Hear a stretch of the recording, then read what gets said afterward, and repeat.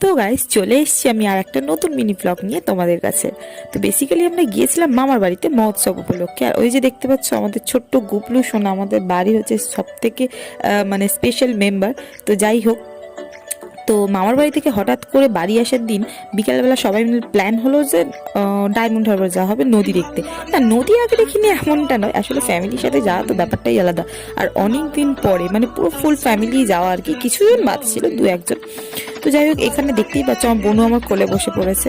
তো কি করা যাবে, ছোট্ট বোনু আবদার তো রাখতেই হবে। আর গাড়িতে বেশি জায়গাও ছিল না, তাছাড়া আমরা এই চলে এসেছি নদীর পাড়ে, মানে এটা জেটি ঘাটে আর কি, মানে বড় নদীর পাড় আমাদের বলি আর কি। তো প্রথমে আমরা ভেবেছিলাম যে কেল্লার মাঠে যাবো, তারপর পরে প্ল্যানটা ক্যান্সেল হলো। ভাবলাম যে না, ছোট নদীর পাড়েই যাওয়া যাক। আর দেখতেই পাচ্ছ ভিউটা সেই ছিল, মানে বিকালবেলা একদম সন্ধ্যের সময় সূর্য ডোবা ডোবা অবস্থাতে সত্যি সেই লাগছিল ভিউটা। যেহেতু আমরা বাড়ি ফিরবো সেই জন্য আমরা ডায়মন্ড হারবার স্টেশনে নেমে গিয়েছিলাম। তো চলো